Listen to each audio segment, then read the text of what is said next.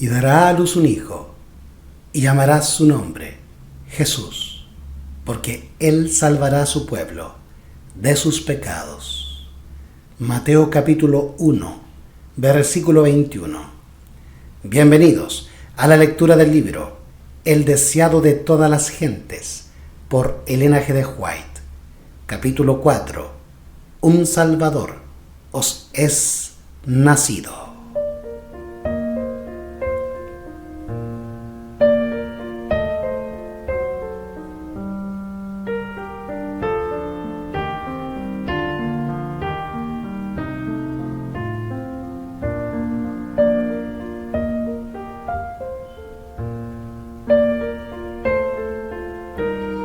Este capítulo está basado en San Lucas capítulo 2, versículos 1 al 20. El Rey de Gloria se rebajó a revestirse de humanidad. Tosco y repelente fue el ambiente que le rodeó en la tierra. Su gloria se veló para que la majestad de su persona no fuese objeto de atracción. Rehuyó toda ostentación externa. Las riquezas, la honra mundanal y la grandeza humana no pueden salvar a una sola alma de la muerte. Jesús se propuso que ningún halago de índole terrenal atrajera a los hombres a su lado. Únicamente la belleza de la verdad celestial debía atraer a quienes le siguiesen. El carácter del Mesías había sido predicho desde mucho antes en la profecía, y él deseaba que los hombres le aceptasen por el testimonio de la palabra divina. Los ángeles se habían maravillado del glorioso plan de redención. Con atención miraban cómo el pueblo de Dios iba a recibir a su Hijo revestido con el manto de la humanidad. Vinieron los ángeles a la tierra del pueblo elegido. Las otras naciones creían en fábulas y adoraban falsos dioses. Pero los ángeles fueron a la tierra donde la gloria de Dios se había revelado y había resplandecido la luz de la profecía. Vinieron sin ser vistos a Jerusalén. Se acercaron a los que debían exponer los sagrados oráculos, a los ministros de la casa de Dios. Ya había sido anunciada al sacerdote Zacarías la proximidad de la venida de Cristo, mientras servía ante el altar. Ya había nacido el precursor, y su misión estaba corroborada por milagros y profecías. Habían cundido las nuevas de su nacimiento y del maravilloso significado de su misión. Y sin embargo, Jerusalén no se preparaba para dar la bienvenida a su Redentor. Los mensajeros celestiales contemplaban con asombro la indiferencia de aquel pueblo a quien Dios llamara a comunicar al mundo la luz de la verdad sagrada. La nación judía había sido conservada como testigo de que Cristo había de nacer de la simiente de Abraham y del linaje de David, y sin embargo no sabía que su venida se acercaba. En el templo, el sacrificio matutino y el vespertino señalaban diariamente al Cordero de Dios. Sin embargo, ni aún allí se habían hecho los preparativos para recibirle. Los sacerdotes y maestros de la nación no sabían que estaba por acontecer el mayor suceso de los siglos. Repetían sus rezos sin sentido y ejecutaban los ritos del culto para ser vistos por los hombres. Pero en su lucha para obtener riquezas y honra mundanal, no estaban preparados para la revelación del Mesías. Y la misma indiferencia reinaba en toda la tierra de Israel. Los corazones egoístas y amantes del mundo no se conmovían por el gozo que embargaba a todo el cielo. Solo unos pocos anhelaban ver al invisible. A los tales fue enviada la embajada celestial. Hubo ángeles que acompañaron a José y María en su viaje de Nazaret a la ciudad de David. El edicto de la Roma imperial para empadronar a los pueblos de sus vastos dominios alcanzó hasta los moradores de las colinas de Galilea. Como antaño Ciro fue llamado al trono del imperio universal para que libertase a los cautivos de Jehová. Así también Augusto César hubo de cumplir con el propósito de Dios, de traer a la madre de Jesús a Belén. Ella era del linaje de David, y el hijo de David debía nacer en la ciudad de David. De Belén había dicho el profeta: saldrá el que será Señor en Israel, cuya procedencia es desde el principio, desde los días de la eternidad. Miqueas capítulo 5, versículo 2. Pero José y María no fueron reconocidos ni honrados en la ciudad de su linaje real. Cansados y sin hogar, siguieron en toda su longitud la estrecha calle, desde la puerta de la ciudad hasta el extremo oriental, buscando en vano un lugar donde pasar la noche. No había sitio para ellos en la atestada posada. Por fin hallaron refugio en un tosco edificio que daba albergue a las bestias, y allí nació el Redentor del mundo. Sin que lo supieran los hombres, las nuevas llenaron el cielo de regocijo.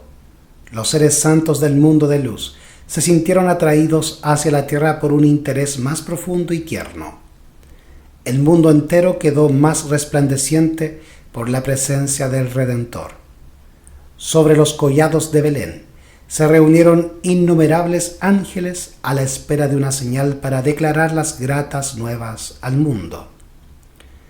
Si los dirigentes de Israel hubieran sido fieles, podrían haber compartido el gozo de anunciar el nacimiento de Jesús, pero hubo que pasarlos por alto. Dios declaró: derramaré agua sobre el secadal y ríos sobre la tierra árida. Resplandeció en las tinieblas luz a los rectos. Isaías capítulo 44, versículo 3. Y Salmos capítulo 112, versículo 4. Para los que buscan la luz y la acepten con alegría, brillarán los esplendentes rayos del trono de Dios. En los campos donde el joven David apacentara sus rebaños, había todavía pastores que velaban. Durante las silenciosas horas de la noche, hablaban del Salvador prometido y oraban por la venida del Rey al trono de David. Y aquí el ángel del Señor vino sobre ellos, y la claridad de Dios los cercó de resplandor, y tuvieron gran temor.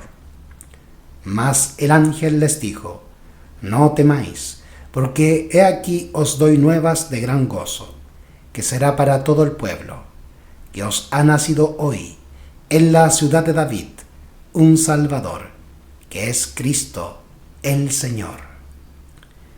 Al oír estas palabras, las mentes de los atentos pastores se llenaron de visiones gloriosas. El Libertador había nacido en Israel. Con su llegada se asociaban el poder, la exaltación y el triunfo. Pero el ángel debía prepararlos para reconocer a su Salvador en la pobreza y humillación.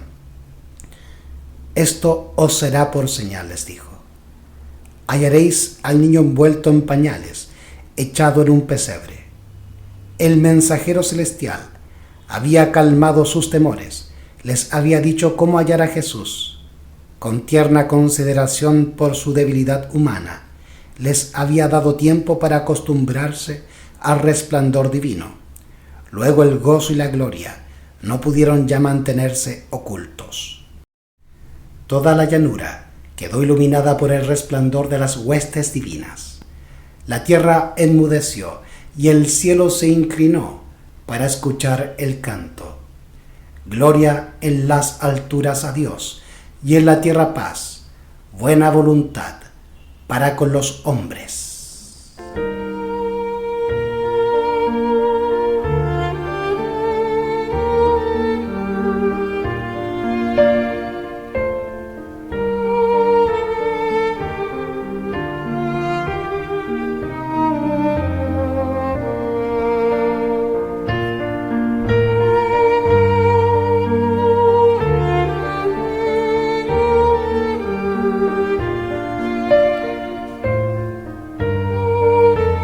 Ojalá la humanidad pudiese reconocer hoy aquel canto. La declaración hecha entonces, la nota pulsada, irá ampliando sus ecos hasta el fin del tiempo y repercutirá hasta los últimos confines de la tierra. Cuando el sol de justicia salga, con sanidad en sus alas, aquel himno será repetido por la voz de una gran multitud, como la voz de muchas aguas diciendo: Aleluya, porque reinó el Señor nuestro Dios Todopoderoso. Apocalipsis capítulo 19, versículo 6. Al desaparecer los ángeles, la luz se disipó y las tinieblas volvieron a invadir las colinas de Belén. Pero en la memoria de los pastores quedó el cuadro más resplandeciente que hayan contemplado los ojos humanos. Y aconteció que, como los ángeles se fueron de ellos al cielo, los pastores dijeron los unos a los otros: Pasemos pues hasta Belén y veamos esto que ha sucedido, que el Señor nos ha manifestado. Y vinieron aprisa y hallaron a María y a José y al niño acostado en el pesebre. Con gran gozo salieron y dieron a conocer cuanto habían visto y oído. Y todos los que oyeron se maravillaban de lo que los pastores les decían. Mas María guardaba todas estas cosas, confiriéndolas en su corazón. Y se volvieron los pastores, glorificando y alabando a Dios. El cielo y la tierra no están más alejados hoy que cuando los pastores oyeron el canto de los ángeles. La humanidad sigue hoy siendo objeto de la solicitud celestial, tanto como cuando los hombres comunes, de ocupaciones ordinarias, se encontraban con los ángeles al mediodía y hablaban con los mensajeros celestiales en las viñas y los campos. Mientras recorremos las sendas humildes de la vida, el cielo puede estar muy cerca de nosotros. Los ángeles de los atrios celestiales acompañarán los pasos de aquellos que vayan y vengan a la orden de Dios. La historia de Belén es un tema inagotable. En ella se oculta la profundidad de las riquezas de la sabiduría y de la ciencia de Dios. Romanos capítulo 11, versículo 33. Nos asombra el sacrificio realizado por el Salvador al trocar el trono del cielo por el pesebre y la compañía de los ángeles que le adoraban por la de las bestias del establo. La presunción y el orgullo humanos quedan reprendidos en su presencia. Sin embargo, aquello no fue sino el comienzo de su maravillosa condescendencia. Habría sido una humillación casi infinita para el Hijo de Dios revestirse de la naturaleza humana aun cuando Adán poseía la inocencia del Edén. Pero Jesús aceptó la humanidad cuando la especie se hallaba debilitada por 4000 años de pecado. Como cualquier hijo de Adán, aceptó los efectos de la gran ley de la herencia. Y la historia de sus antepasados terrenales demuestra cuáles eran aquellos efectos. Mas Él vino con una herencia tal para compartir nuestras penas y tentaciones y darnos el ejemplo de una vida sin pecado. En el cielo, Satanás había odiado a Cristo por la posición que ocupara en las cortes de Dios. Le odió aún más cuando se vio destronado. Odiaba a aquel que se había comprometido a redimir a una raza de pecadores. Sin embargo, a este mundo donde Satanás pretendía dominar, permitió Dios que bajase su Hijo, como niño impotente, sujeto a la debilidad humana. Le dejó arrostrar los peligros de la vida en común con toda alma humana, pelear la batalla como la debe pelear cada hijo de la familia humana, aun a riesgo de sufrir la derrota y la pérdida eterna. El corazón del Padre humano se conmueve por su Hijo, mientras mira el semblante de su hijito, tiembla al pensar en los peligros de la vida. Anhela escudarlo del poder de Satanás, evitarle las tentaciones y los conflictos. mas Dios entregó a su Hijo unigénito para que hiciese frente a un conflicto más acerbo y a un riesgo más espantoso, a fin de que la senda de la vida fuese asegurada para nuestros pequeñuelos. En esto consiste el amor. Maravillaos, oh cielos, asómbrate, oh tierra. El deseado de todas las gentes, por Elena G. de White.